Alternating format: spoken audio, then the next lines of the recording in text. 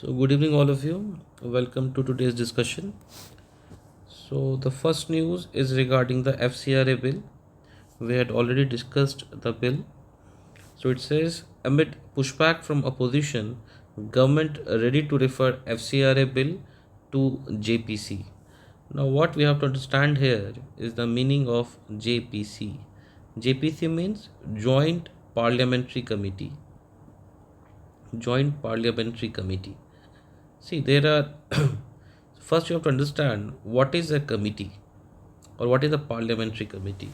See, it's a small group of parliamentarians to have a detailed or basically to have a very expert analysis over any bill or any matter which the parliament refers to it. Now you have to understand why parliamentary committees are important. See, all parliamentary proceedings take place live on camera and they are telecasted live on TV. So, most of these parliamentary proceedings they go basically they become political. For example, let's say government has presented a bill, and let's say an MP from the ruling party has some issues with that bill, so that member cannot express it freely on the floor of the parliament. Why? Because the proceedings are telecasted live, and this may be politically bad for the member. Vice versa is also true. Let's say the government has presented a bill in the parliament and a member of opposition likes the bill, but still he cannot or she cannot express the views freely on the floor of parliament because of political reasons. But the proceedings of parliamentary committees take place behind the closed doors. They are not telecasted live, so the members are free to express their views. Also, the parliamentary committees can entail the help of subject matter experts to analyze any bill or any topic in detail. Okay. Now, parliamentary committees are of two types. First of all, understand they are broadly classified under two types. One is called standing parliamentary committee, and second is called ad hoc parliamentary committee. Now, standing parliamentary committee is a permanent parliamentary committee, means they exist forever. Now, standing parliamentary committees are also of two types. They are financial parliamentary committees and non-financial parliamentary committees. So, parliamentary committees, example of it are PAC, like Public Accounts Committee, Committee on Public Sector Undertaking, Estimates Committee. They are the examples of financial standing parliamentary committee, and non-financial the example like accommodation committee on accommodation, committee on parliamentary affairs, etc. like that. Okay, so these are standing parliamentary committees which are permanent in nature. Then we have ad hoc parliamentary committees. Ad hoc parliamentary committees are non-permanent in nature. They are created for a purpose, and once the purpose is over, that parliamentary committee is abolished. Now, ad hoc parliamentary committee are of two types. One is called select parliamentary committee, and second is called joint parliamentary committee. Now, when I talk about select parliamentary committee, it basically means, let's say Lok Sabha has created a select parliamentary committee for a particular bill. That select parliamentary committee will have members only from Lok Sabha. Or if Rajya Sabha has created any select parliamentary committee, that select parliamentary committee will have members only from Rajya Sabha. Second is JPC. Now JPC has membership. JPC, which stands for Joint Parliamentary Committee, has members from both the houses, Rajya Sabha also, Lok Sabha also. So this is what you call JPC.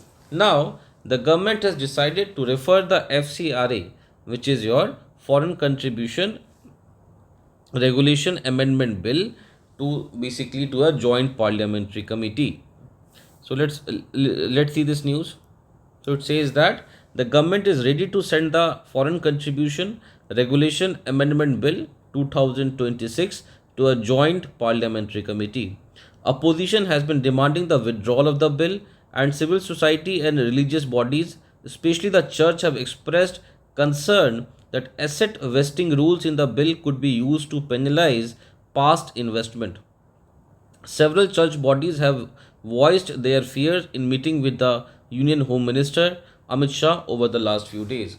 So, one of the provisions of the bill is that if you are not able to justify your whatever contribution has come from foreign countries, if you are not able to justify those contributions, your assets will be confiscated by the government. So, several church bodies they have said that even the past investments which have come, not the future ones, even in the past if the investments have come and they are not able to justify it, maybe then also their assets might be confiscated by the government.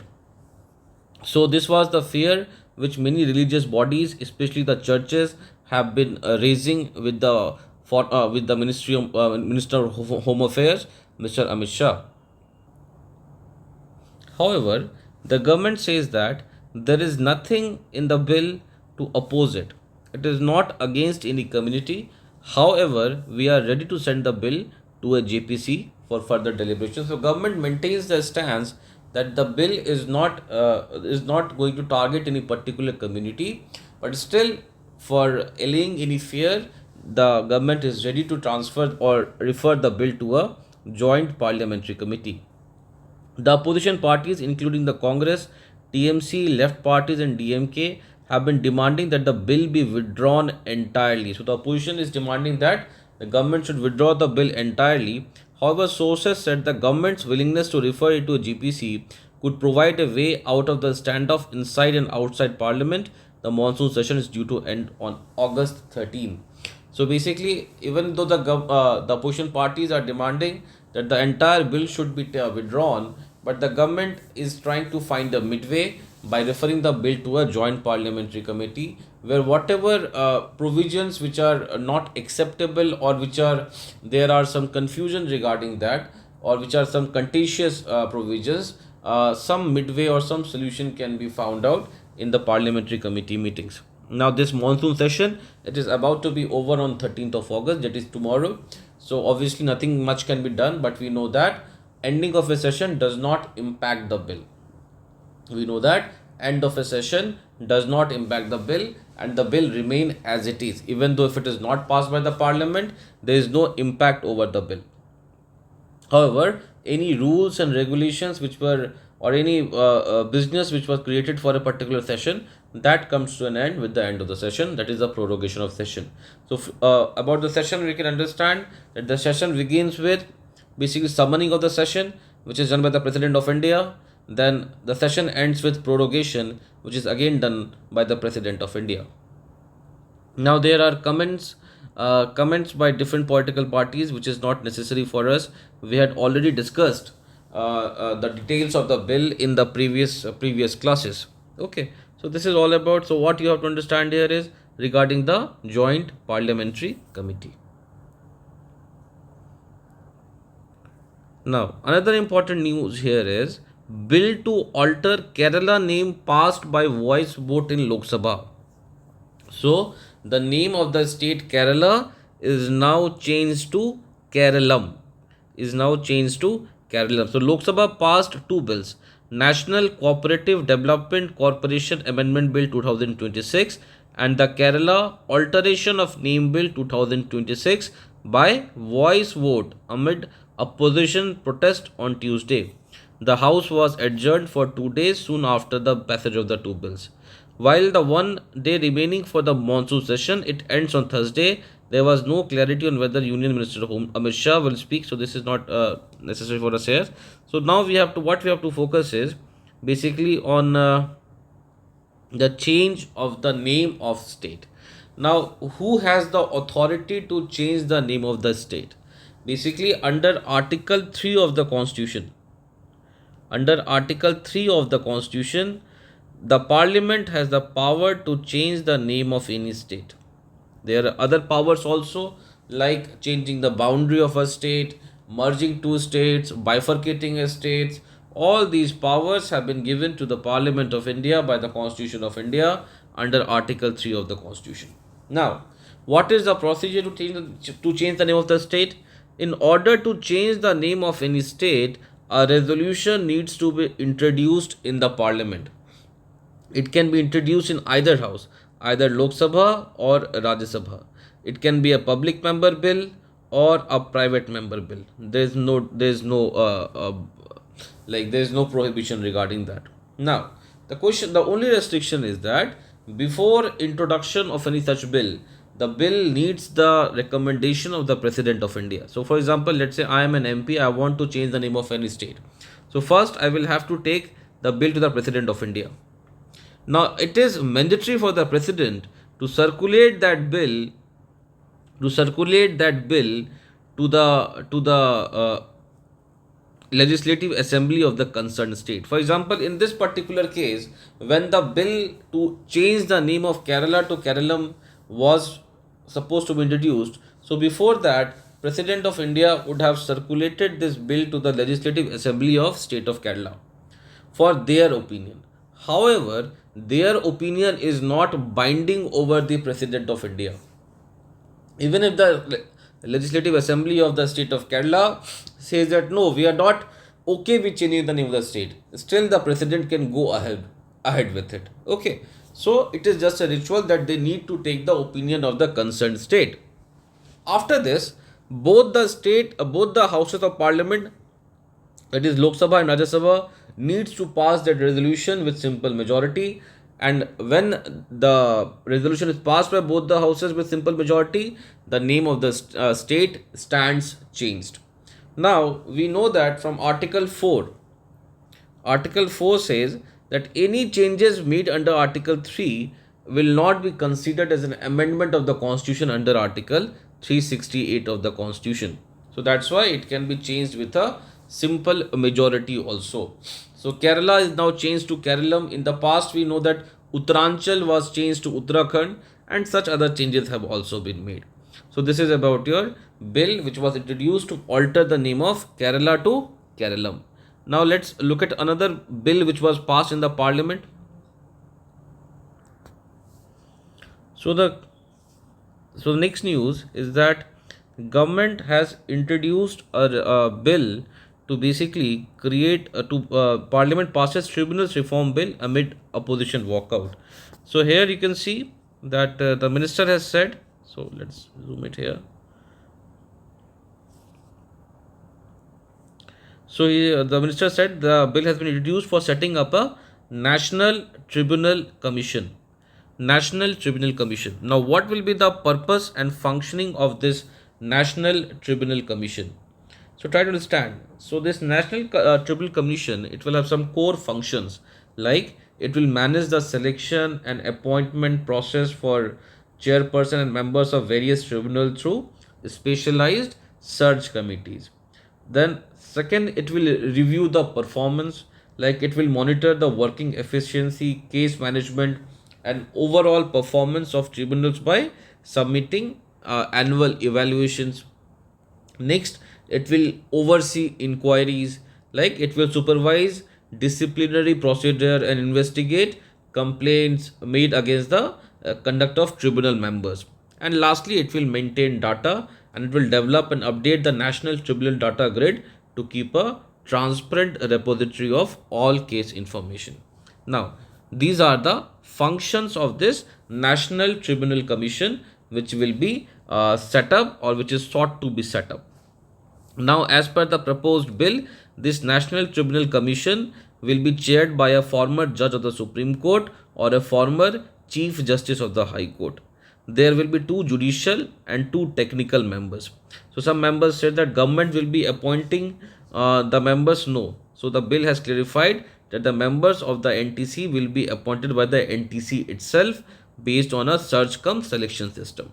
Now, talking about the tribunals, we know that the idea of tribunals, it was introduced by the 42nd Constitutional Amendment Act in the year 1976. In the year 1976. Then 2 new articles, Article 324A and Article 324B were added. So we know that Article 324A talks about tribunals only for administrative matters. Only for administrative matters. So the parliament has the right to basically create a tribunal for administrative matters. So At central level, they are called CAT, that is Central Administrative Tribunal, and at state level, they are called SATs, State Administrative Tribunal, and there is no hierarchy like that. SAT and CAT, they work at separate levels, they are independent of each other. Similarly, under Article 324 capital B, tribunals are created for all other different purposes. For example, we have Income Tax Tribunal, we have something called Telecom Dispute Settlement Tribunal. So we have different types of tribunal for other matters under Article 324B. Now, to appoint the members of these tribunals, this NTC is being this NTC National Tribunal Commission is being created by the Parliament right now. Okay, so this is this news. Okay, now let's go to the other news. Now, next news is regarding the inquiry panel report on Justice Verma to be tabled in Lok Sabha today. Now, we know that a resolution to basically remove Justice Yashwant Verma from the post of High Court judge was introduced in Lok Sabha on the charges of corruption. Okay, so now so this is not very what is happening right now is not very substantial. So what we have to understand is the process of removal of a high court judge. So the process of removal of a high court judge or a Supreme Court judge is same. So there are, first we have to understand under which grounds a Supreme Court or a High Court judge can be removed. So the Constitution mentions two grounds. One is your proved misbehavior, and second is your incapacity. So these are the two grounds which the Constitution mentions for the removal of a High Court judge. However, the Constitution has not defined the meaning of the term proved misbehavior or incapacity. Now, the process of removal of a High Court judge is mentioned under Judges Enquiry Act 1971. So, 1968.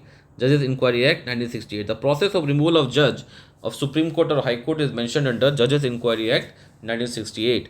Now, the process is, in order to remove a Supreme Court or a High Court judge, a resolution needs to be introduced in either house of the Parliament, either Lok Sabha or Rajya Sabha.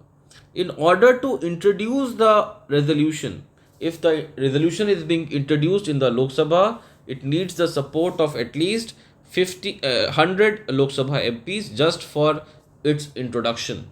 If the resolution is being introduced in Rajya Sabha, it needs the support of at least 50 Rajya Sabha MPs just for its introduction. Now, after the resolution has been introduced, suppose that it depends upon the presiding officer whether they accept the resolution or not. Once the resolution is accepted, an enquiry committee is set up. It's a 3-member enquiry committee which consists of number 1, either the Chief Justice of India or a Supreme Court judge. Second, Chief Justice of any High Court. Third, any distinguished jurist or any eminent jurist in the eyes of the President of India. Now, this enquiry committee conducts the enquiry and they present the enquiry report, which you see here, the inquiry panel report on Justice Verma. It basically presents the inquiry report to the house which has constituted this inquiry committee. Now, after that, the house discusses the inquiry committee report and the resolution is put to vote. Now, if both the houses passes the resolution with special majority, means absolute majority of the house or 2/3 majority of the members present and voting, whichever is higher. So, if both the houses passes the resolution with special majority, then the president will issue an order for the removal of the judge. But it is also to be noted that till date, no Supreme Court or High Court judge has been removed by the Parliament. Okay, so this is one important news which you should know.